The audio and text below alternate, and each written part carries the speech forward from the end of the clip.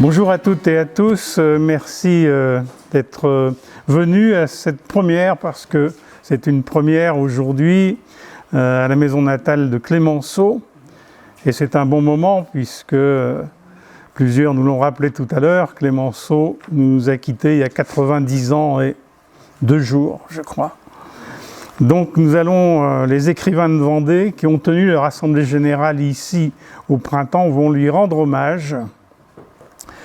Ils se sont inspirés de certain nombre de pensées, de mots, de phrases de Clémenceau, et il y en a beaucoup.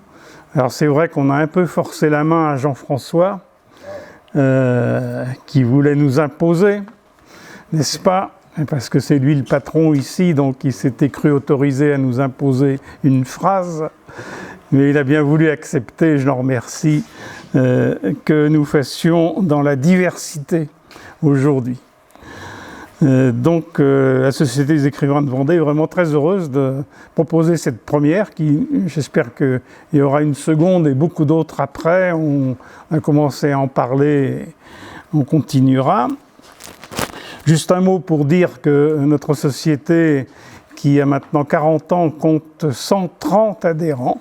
Vous voyez que beaucoup de Vendéens écrivent ou que la Vendée inspire également des auteurs. Nous publions chaque année une revue que vous pourrez vous procurer à l'entrée et qui s'appelle Lire en Vendée et qui présente tout ce que les auteurs ont produit pendant l'année. Il y a plus d'une centaine d'ouvrages, donc les Vendéens et ceux qui écrivent sont vraiment très féconds.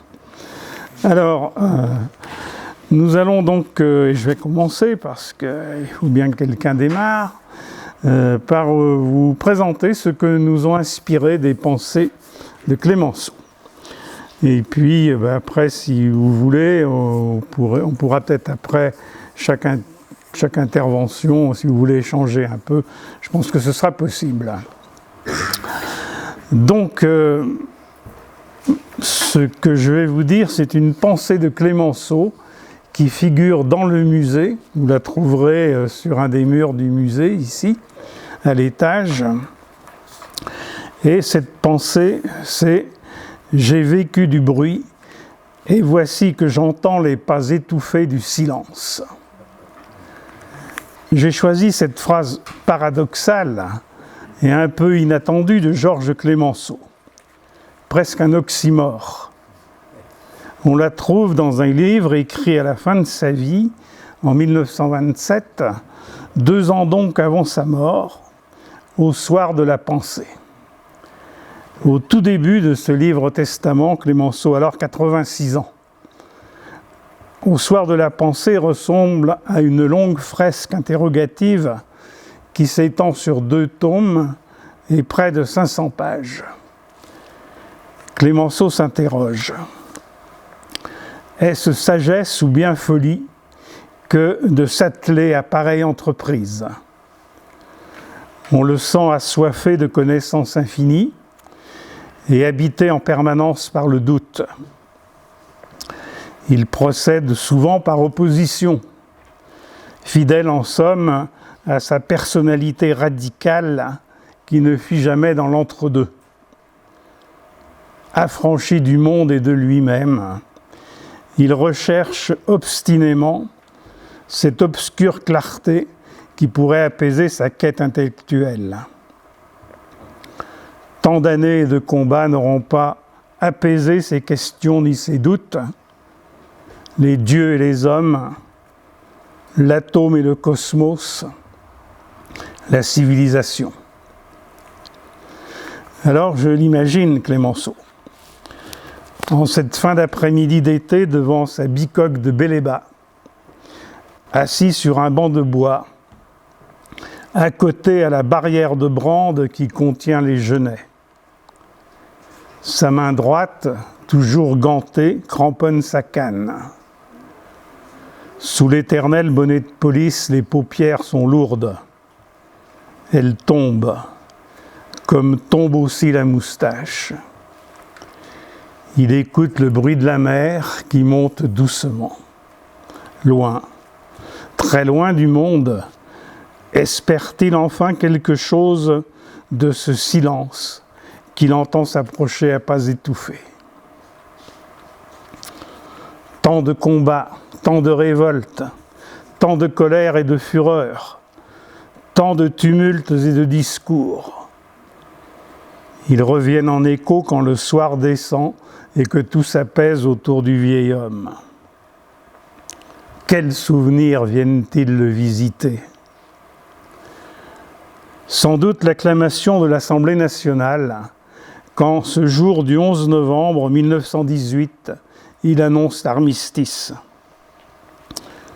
Mais au-delà de la liesse nationale, il entend, lui, le bruit sourd des obus, le crépitement des mitrailleuses, les râles des soldats qui agonisent dans ces tranchées où il est revenu, inlassablement, réconforter, remonter le moral, prédire la victoire.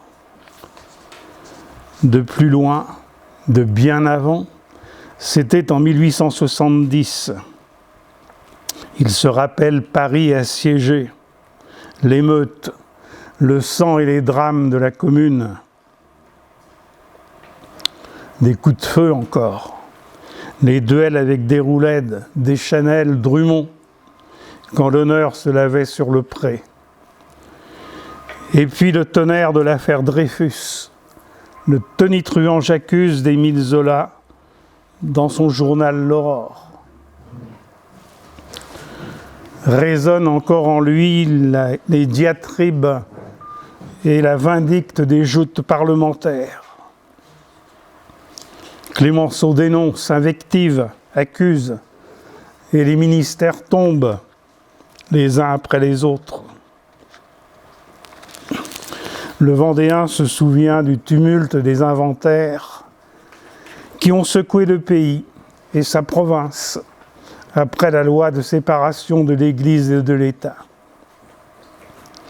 Entend-il aussi les amers reproches des vignerons du Midi et le désespoir des mineurs du Nord après la catastrophe de Courrières qui fit 1100 morts? De tout ce qu'il a écrit et dit, choisit-il alors un seul mot? Peut-être ce « Je fais la guerre » qui en 1917 va galvaniser la France et changer son destin. Guerre et paix. Le père La Victoire a gagné la guerre. Longtemps, on lui reprochera d'avoir perdu la paix en raison de son intransigeance.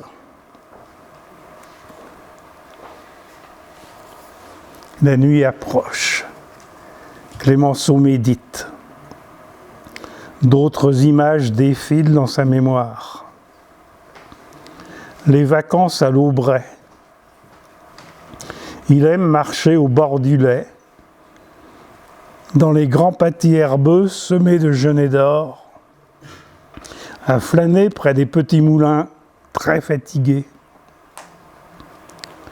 C'est la grande paix de la nature, écrit-il. Il la trouve aussi sur la colline de Mouilleron-en-Parais, comme à la Bicoque de Bélébat. Là, il prend possession de son ciel, de sa mer, de son sable. Il reçoit beaucoup, des politiques, des artistes, des généraux, le futur empereur du Japon, et Claude Monet, l'ami Monet qui séjournera une semaine à Bélébat en 1921. Clémenceau, sans doute, a longuement médité devant ses nymphéas. Ce message de paix, vide de toute présence humaine, comme le monde intact de la première aurore, sans mouvement et sans bruit. Les lettres à une amie, témoignage de son émouvante histoire d'amour à 82 ans, avec Madeleine Baldensperger, laisse entrevoir sa recherche doucement mélancolique de l'apaisement. Je peux vous raconter la vie, et vous, vous me la chanterez. Dans le petit bois du Colombier, le 15 août 1928, un an avant sa mort, Clémenceau dira à son secrétaire, Jean Martet, « Voilà la conclusion de ce que vous écrirez sur moi. Un trou et beaucoup de bruit pour rien. » À peine troublé par le recueillement régulier des hommages officiels, le silence enveloppe maintenant le bosquet. Quand la victoire sera gagnée, vous pourrez dormir en paix, avait dit en 1941 le général de Gaulle. Je vous remercie.